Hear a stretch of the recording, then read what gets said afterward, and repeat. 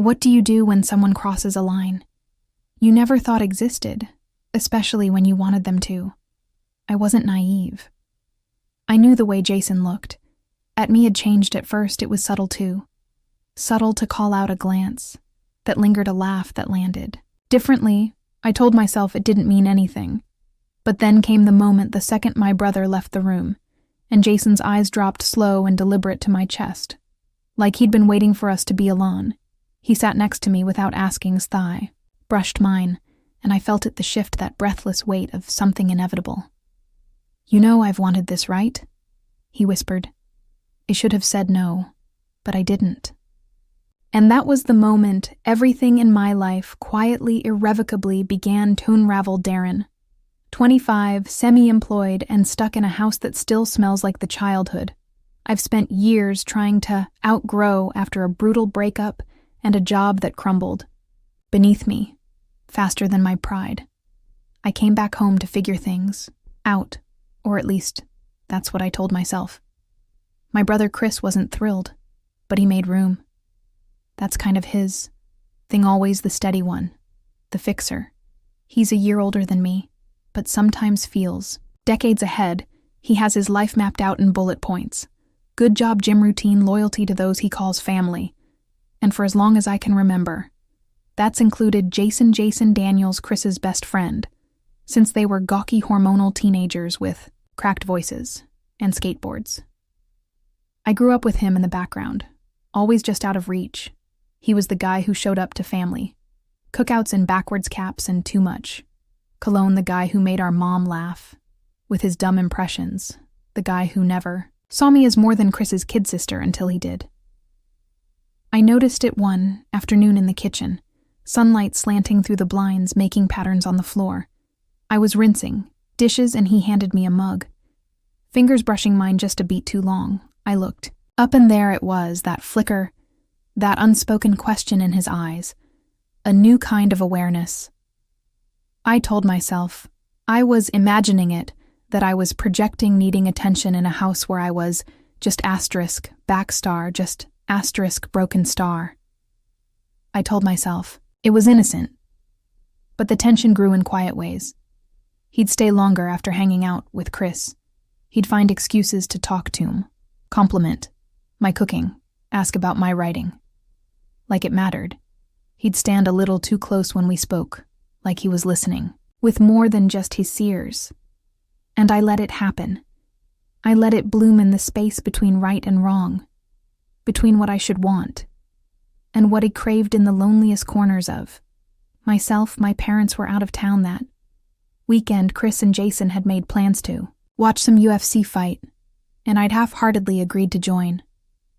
I didn't care about the fight.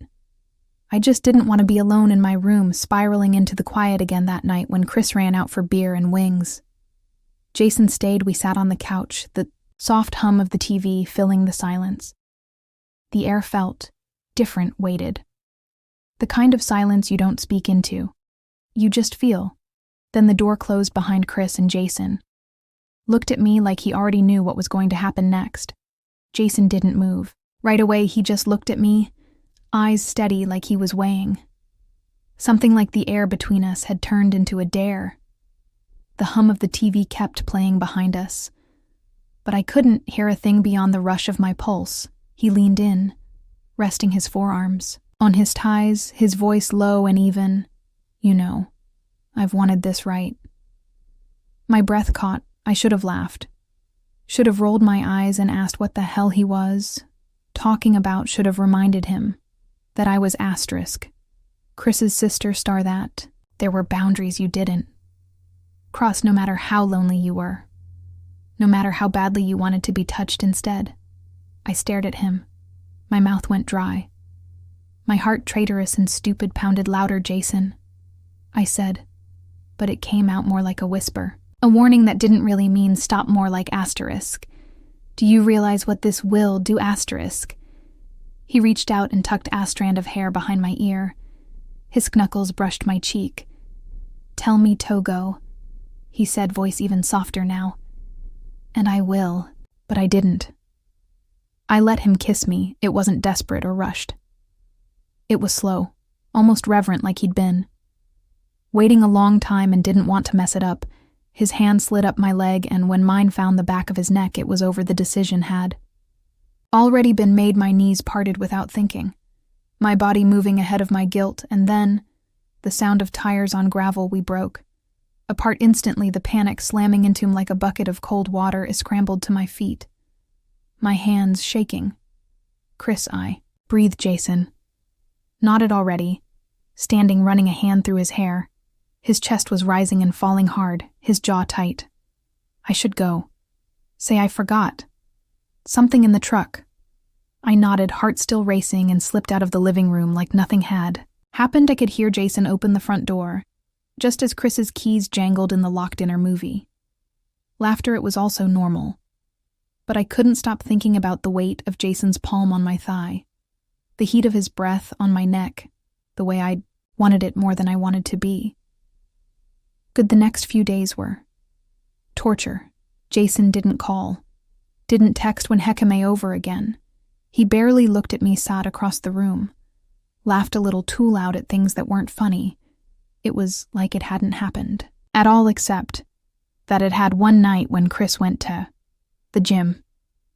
Jason cornered me in the kitchen. I didn't want it to be like that. He said, his voice was different, quieter, strained. I wasn't trying to mess anything up.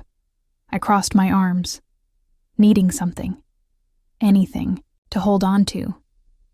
Then what were you doing? He looked at me for a long second. I think I was trying to feel something real for God that hit harder than I expected. Because I understood. I understood exactly what it felt like to want asterisk. Something real asterisk in a life that felt so performative. We fell into it again that night. This time it wasn't rushed or stolen. It was deliberate. His mouth found my skin like it belonged there. My hands mimicked the parts of him I'd never been allowed to touch after we lay side by side, insolence barely breathing the ceiling. Above us looked the same as it always had, but everything had changed. I don't know how long we can do this, I said, finally. He nodded slowly. Me neither, and yet neither of us moved. Neither of us walked away, because even though the end was already hovering at the edge of this thing, we weren't ready to let it go. Not yet. It didn't stay secret for long. Secrets never do in a house with thin walls and thick attention. It happened on a Sunday morning, quiet, hazy. The kind that normally smells like coffee and cinnamon toast. I was in the kitchen pouring cereal, trying to act normal, pretending my body didn't still hum from the night before Chris walked in. His face unreadable. I looked up, offered a smile. Morning. He didn't answer, just stood there watching me like I was someone he hadn't met before. Then he said it calmly. Too calmly. How long have you been sleeping with him? The bowl slipped from my fingers and shattered against the floor, milk and cornflakes splashing up my legs. I couldn't breathe. Chris, he raised a hand. Don't lie. I couldn't. My silence was the answer, the only one that mattered. He let out a short laugh, the kind that held no humor. You know, I trusted asterisk. Him, I trusted asterisk. You Starry didn't mean for it to happen. My voice cracked. It just spare me. He cut in. People don't just sleep together. You make choices. You knew what this would do. To me. I opened my mouth searching for a defense, but nothing sounded right, because he was right. Every touch, every whisper, every stolen moment with Jason was a choice. But so was the ache I'd been carrying long before him. So was the isolation, the feeling of being invisible. In a home that was supposed to be my haven, I was lonely, I said finally, and he saw me when no one else did. Chris looked away, jaw clenched so tight I could seethe, muscle twitch. You think I didn't see you, Aaron? I gave you a place to land. When everything fell apart, I gave you space, to figure your one out. And this is what you do with it, tears. Pricked my eyes, but I didn't let them fall. It wasn't about you. Yes, he snapped, it was. And that's when I saw it, not just the betrayal in his eyes, but the hurt, the loss, the collapse of something. Deeper than trust, this wasn't just about Jason or me. This was about all the years we'd leaned on each other. All the loyalty that lived unspoken, between siblings, the kind that doesn't need to be explained until it's broken, later. That day, Jason came by. I don't know if Chris had called him, or if he just felt something was wrong. But when he walked into the living room and saw my brother's cold stare, his whole body stiffened. "Chris," he started, "save it." Chris said, "I don't care. What you have to say." Jason's eyes flicked to me and I nodded he knows. Chris grabbed his keys. "I don't want either of you here right now." Jason hesitated. "Let me explain." "There's nothing to explain." Chris cut in, his voice low and final. "You made your choice now. Get out." He didn't shout. He didn't throw a punch, but somehow that quiet dismissal hurt more than violence ever. Could we left together? But the silence between us was unbearable. Later that night in Jason's apartment, I curled up on the edge of his bed and whispered, "Did we ruin everything?" Jason stared at the ceiling for a long time before answering. "Yeah," he said, "I think we did." And the worst part, neither of us knew how to fix it. A week passed. Chris didn't answer my texts, not even the long one, where I tried to explain, not excuse, just explain what happened. The silence between us said everything. We were too afraid to speak aloud, Jason. And I fizzled out quietly. No fights. No grand finale. Just a slow fade like a song that once meant everything, and now only played in the background. We stopped. Calling stopped, finding reasons to be near each other, I think. We both knew what we had was built on borrowed time, and once the foundation cracked, it couldn't hold the weight. I moved out, got a short-term lease on a studio apartment.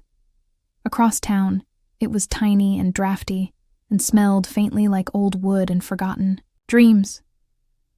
But it was mine for the first time in years. I didn't wake up in someone else's house.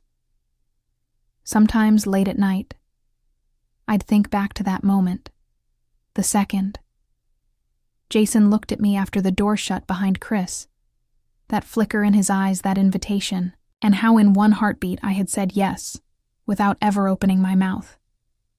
I don't know if it was love, maybe it was just need, raw aching.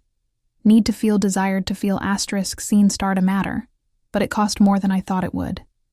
And some debts don't get forgiven just because you finally understand them, Chris and I eventually talked months later. He didn't yell, he didn't forgive me either, but he listened. "I just didn't expect you. He said, staring down at his coffee cup like it held some answer he'd never find anyone else, maybe, but not you. I didn't have a reply. What could I say? That I didn't expect it either.